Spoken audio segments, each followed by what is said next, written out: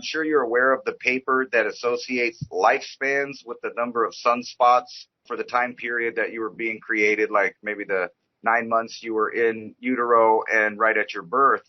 There's a direct correlation that people have found with your lifespan and how many sunspots were there that year that your genetics were forming, basically, is what I gathered from it. So I start looking through this chart, started noticing a pattern of events that happened shortly after the years with the lowest sunspots. They weren't aware of these factors like magnetic fields, the position of the planets, and all of that in the way that we are now, right before we're exposed to the information field of the entire universe and the stars near us. There for a period before that, it's like they get the occult back in order. And this may be the event that they've actually been planning on. We always talk about what is they planning for? What is it? What if it was something as simple as a magnetic alignment to decide the fate of humanity and which direction it was going?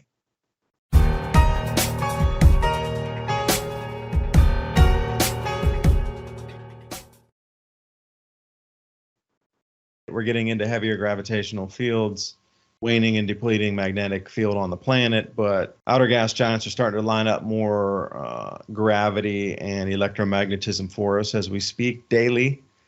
The new thing that's come to me is it looks like the Kabbalah.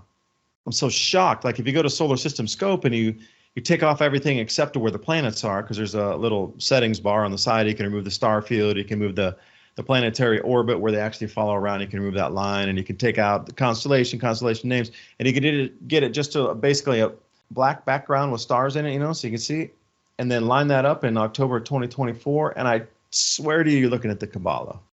I think that's what they would be waiting for in terms of their celestial alignment to return again. And Ransom, I would love to see that Mayan glyph or that Mayan drawing you have that they found that references 2024 end, because I want to see if there's any block walls represented in there or magnetic looping toroid fields represented in that. That most people might not look at that piece of iconography or that sculpture or whatever you would like to term it as, carving in rock, to mean that. But that's where I would look at specifically is what representation of magnetic field canceling is in there, along with any type of electromagnetism. Serpent might be a current flow, for example. There's a lot of things that could represent the energy moving and the density of the energy. If it's just electrons, could they glow? Yeah, you might have some like glowing serpent thing. What if it's plasma? Well, it can change color. It can go to pink, to blue, to white. It can just get all over the color spectrum in there. How do you represent that on a flat piece of stone? But there has to be that there so you could see it in a second and go, that's exactly what it is. Once you know what you're looking for. I was picturing the shape of an ankh kind of whenever you were talking about, the placement of the planets there and the magnetic field it might make, but more like a three-dimensional ankh where it's a sphere, not a circle, and the middle, is like that wall you were talking about, and then the bottom would be a line. But also think about all of these big eyes on all of the stuff that kind of represents either, the inside of, the vortex, and you get to see the Z-pinch in the middle of it, but think about if it was actually representing two giant spheres. Let me see if I can decipher what you said. It sounded to me like you brought up the science of noise cancellation, which if if you got some kind of noise and then you pick the right frequency, you can cancel it out where there literally is noise. And the reason I asked that's what you're saying is because if we were in that little in-between spot of the magnetic fields where they're pushing off of each other, it kind of sounds like there would be a moment of clarity where no outside forces are pushing in on your magnetic field. And then, like you said, later in the year, when you get on the other side of the sun, there would be nothing blocking the universal information from coming in. In other words, we would be protected. And it kind of makes you wonder, like, if some kind of outside of event happened, it would seem like we'd be protected for that year. But then the following year, we'd be totally exposed to not only all the cosmic rays of the universe, but also any projectiles, comets, asteroids that are out there. We would be totally unprotected except for our moon. Is that kind of what you're talking about there as far as the scenario? Not only the physical one with the planets, but the idea that you could be in a spot that's noise canceled, not noise, but it's kind of a cancellation scenario that's blocking out everything, where it would be like a moment of clarity. And then That Complete. happens right Complete. before you get to be in a position where an overload of information would be coming in from the out, being the only planet out there on that side of the sun. Well, during this Like alignment where we're going to be between the sun and those four gas giants out there in the middle of these two looping fields, out in front of the sun doesn't come until, May of 2025. But if you pull it back a little bit into October of 2024, yeah, that looping field, like there would be no magnetic fields in that. So you have to think about what would be delivered in terms of a download during that time, because your brain would not know how to function. I mean, even most of us that you consider sane human beings would not be able to function, because if you're losing the magnetic orientation of how your brain moves electrical signals around it so you can think and have thoughts and do things, bodily function, whatever, move that arm. That's an electrical function that just happened because there's two different magnetic fields firing off in my brain. Now, if that all goes to zero, then you literally couldn't even think. There would be no process for you to even be aware of what was going on around you, unless it was an ethereal download that didn't involve any of the physical senses, that didn't involve your body's senses, but could be consciousness itself, far beyond the body. When we think about these downloads, even if you're in the middle of two magnetic fields from a star and four, unignited stars, the universe, the consciousness that created all of this is so much more powerful than that by so many orders of magnitude. I can't even fathom how many zeros would be behind that.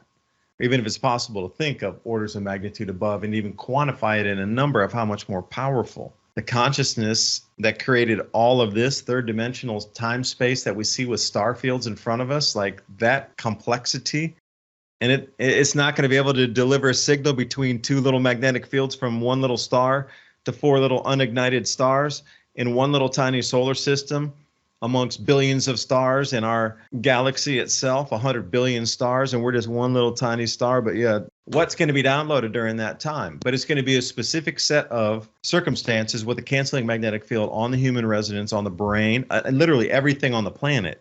Like birds will experience it, reptiles will experience it, but how would the Earth experience it? Because the Earth being, take me a devil's advocate here, going to go two directions. Earth, a spinning object in space with a different polarity on the crust and the core. So just different magnetic fields, positive, negative. Crust is negative and they discharge sometimes or absorb charge, change charges. And that crust, the reason it's locked in and we don't really spin around on it too much is because it's magnetically locked to layers deeper down in the crust or down into the core for the rest of the planet. If there's no magnetic field, those don't lock anymore. So everything just kind of does its gingerly loop. That's on the planetary side. And then all of a sudden, whoosh, it goes back in. Everything locks back in like a trillionth of a second. Whoosh, that magnetic field locks again. And then everything restarts itself, but it's been refreshed. As I could exactly see, because I talked to Robert Felix at length about this. Like, where do these evolutionary leaps come from? And that very well could be another one, triggered by the cosmic rays and the zero magnetic field and the block wall. And there's different things that go on sometimes that create a huge amount of movement, like the earthquake in Japan. We learned about plate tectonics. Things are supposed to move like a millimeter per year. That's all the continents are supposed to move at. And then we had the Fukushima quake, and the entire island chain moved 8 feet. There's these orders of magnitude above kind of events that happen that cause huge shifts. And that's exactly what that block wall is one of these events. I don't know if it's the elite trying to cause as much scatterbrainness going into this magnetic field canceling wall to get a different outcome versus if we went into it with love. Like, the year 2000, man, I was so disappointed.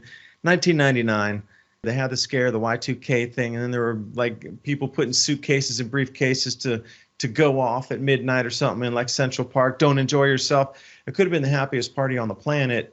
The euphoria could have been so, like, you would have vibrated out of your skin with just the excitement and the love around. If it would have gone that direction, you literally would have left your body in a consciousness state. That physical form would have been left there, but you would have been vibrating in a different way. And I tell you, that's exactly what they stopped.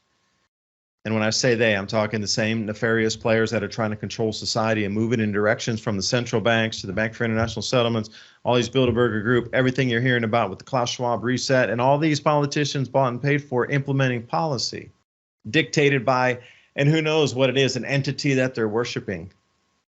I don't know, it gets a little bizarre sometimes, but I'm just curious if we're getting specifically stuck in like a staticky, clingy, weird, icky vibration to be pushed into this magnetic field versus going in it with pure love and light and everybody bonding together, entering this magnetic field, canceling state for just a moment.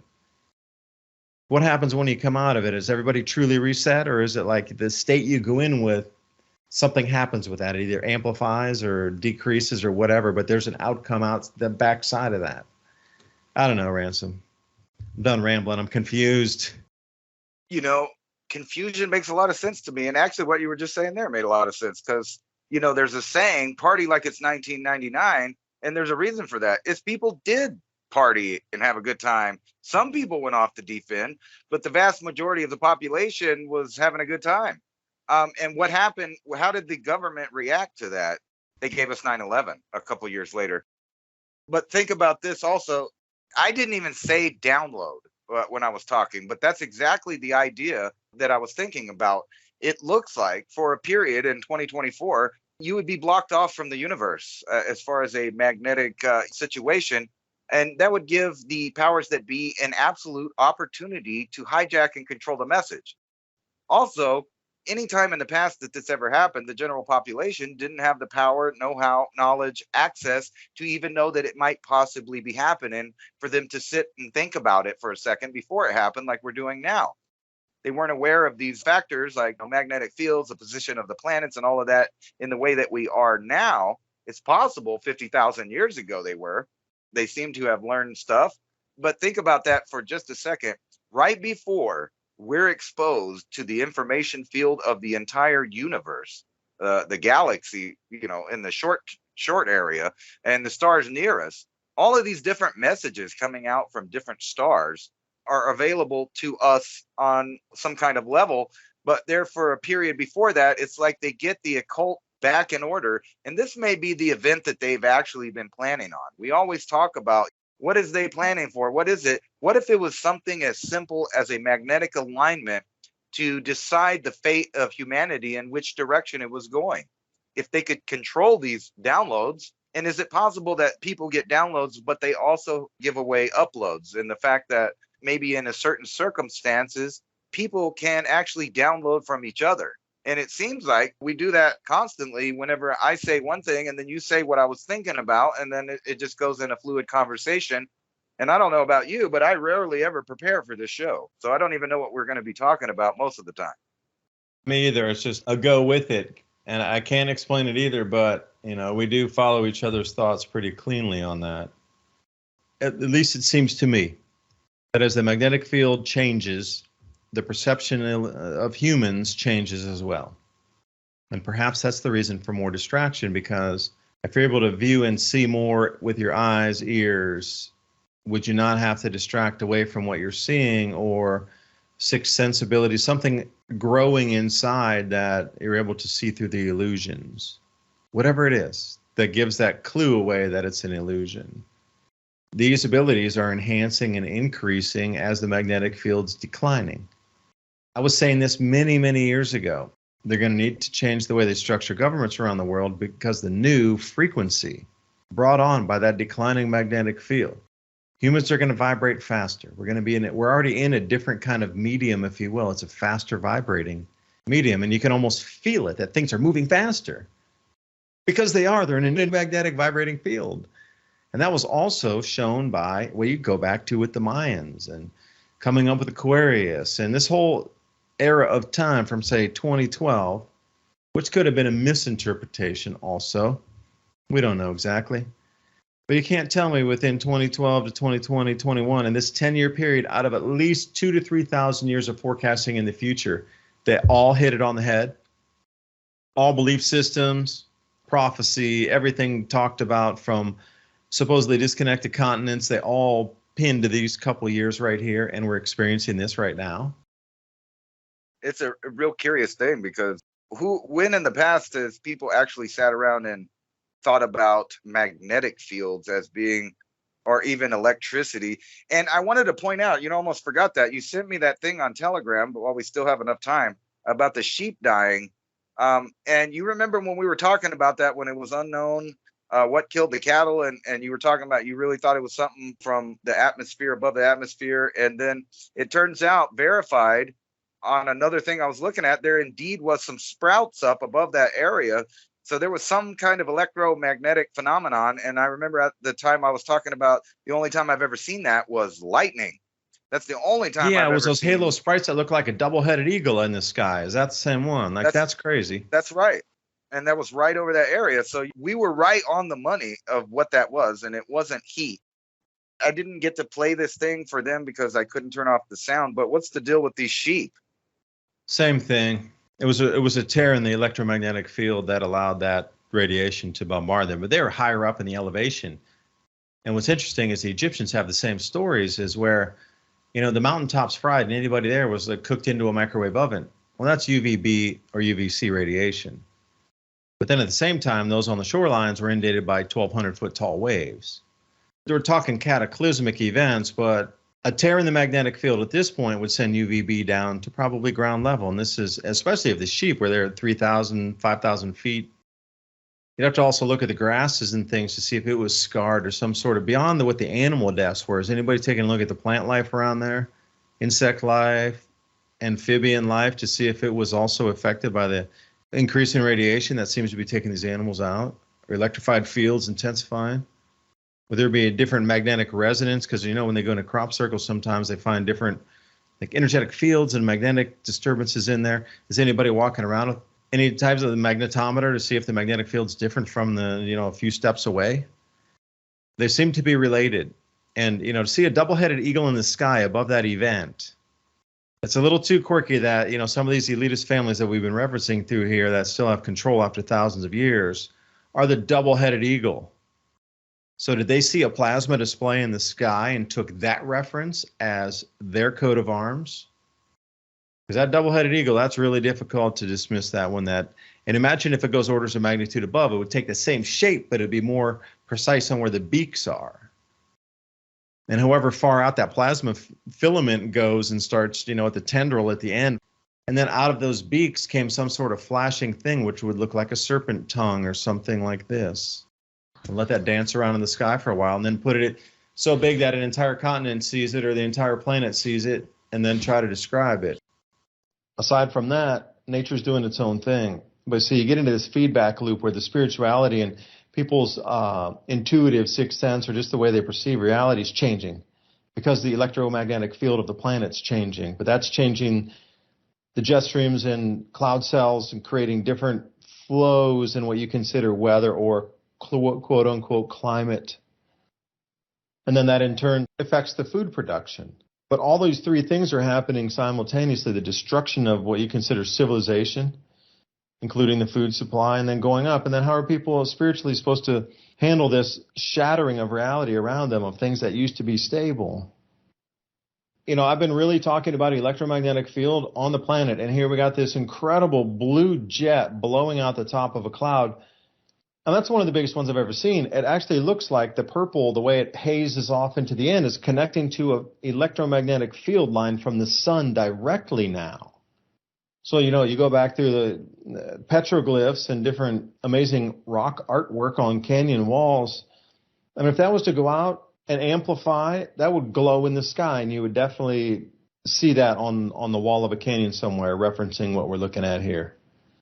So, I mean, all this is in real time playing out, and then suddenly the Great Reset's here, and you can see how everything is dovetailing and overlapping at once. But see, that's subset A of information. Then what's next, Kind of back to where I was going with this sacred geometry in the Vedic astrology of that date that you picked out, 2024, because of the planet's alignment. And it kind of led me to this other thing, and I'm sure you're aware of the paper that associates lifespans with the number of sunspots for the time period that you were being created, like maybe the 9 months you were in utero and right at your birth. There's a direct correlation that people have found with your lifespan and how many sunspots were there that year that your genetics were forming, basically, is what I gathered from it. So I start looking through this chart, started noticing a pattern of events that happened shortly after the years with the lowest sunspots.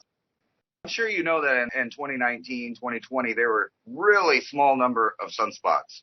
If you were to add the idea in that all the babies born between 2019 and 2020, 2021, right in there, those are going to be some seriously long lifespan children. But I decided to go back in time. My grandma was born in 1933. So you can go on this graph right here that shows you the maxes and the minimums of the sun. If you were born in 1912, there was only 3.6, what they're putting for the number as sunspots. And in 1913, 1.4. And in 1914, 9.6. So you can see that they're really low. But then in the next couple of years, by 1917, there's a solar max and you get 103 sunspots. And if you know what's going on at that time, we're talking about World War I, all kinds of stuff. So skip forward to before World War II. Let me find 33 here. Here it is. So 1932, there's only 11. In 1933, there's only 5. They put 5.6. So the mid-30s here, let's say 1931 to 1936, and remember all these kids that are being born in this time, what happens right after that is World War II. So a big reduction in population there. And this seems to be the pattern overall, that every time that there's years where children are born that are probably going to live an extended lifespan, there's some kind of big population reduction right afterwards. So 2019 and 2020 would be no different because there wasn't that many sunspots. So most of the children that were being born are going to live a long time. These are the kids that are going to grow the longest if they don't die from what's going on in the world. And then think about that.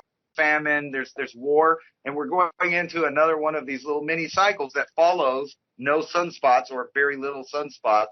And I kind of wanted to get your take on that because we talk a lot about these giant cycles and how long have the elite or whoever's been running the planet actually been in control of the events on Earth.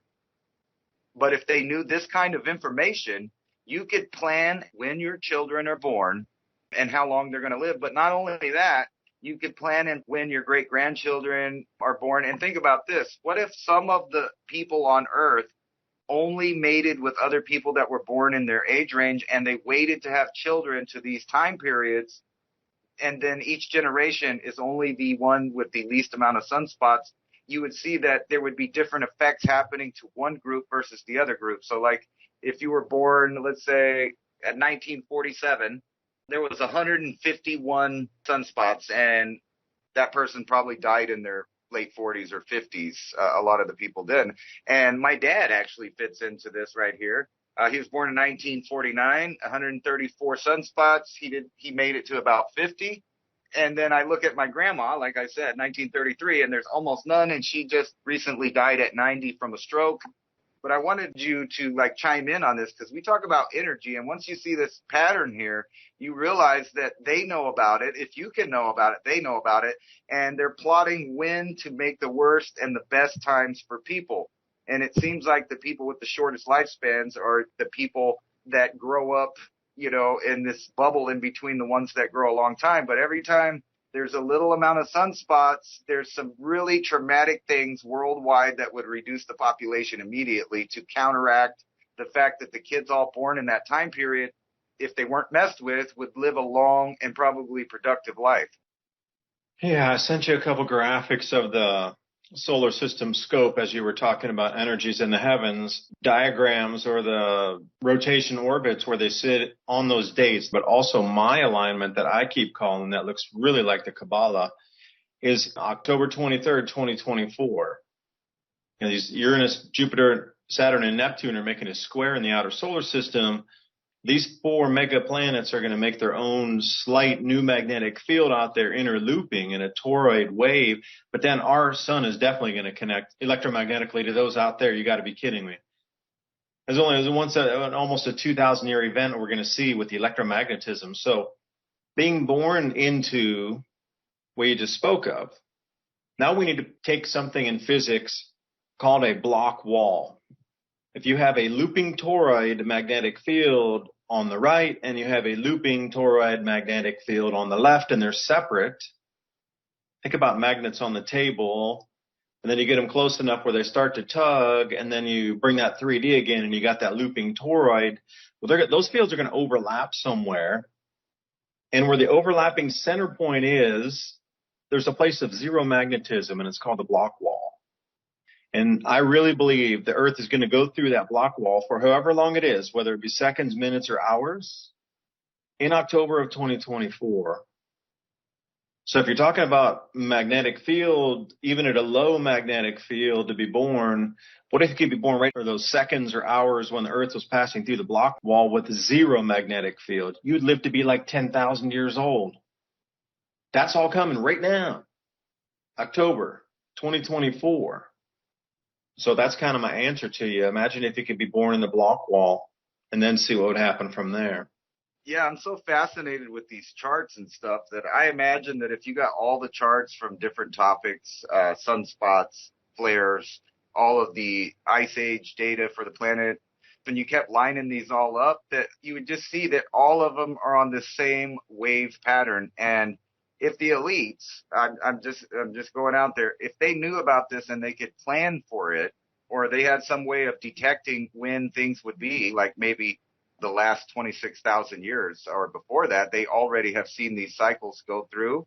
Somebody was keeping track of the solar system that long. So that means that they would know when these energetic events happen, when to plan everything from war to population growth or decrease. And if you just think about it, if these elite families actually knew that, they'd be like, well, we're not going to have a kid until 1963 or something, and they would make sure that their children were born on low sunspot years versus the populace has no idea that this even exists because they're convincing them that everything that they're doing and their lifestyle is what's causing their lifespan, when it seems to be that your genetics are directly related to the sun's output or lack thereof. And if that's true, then obviously we're talking about a galactic energy form that everything runs off of.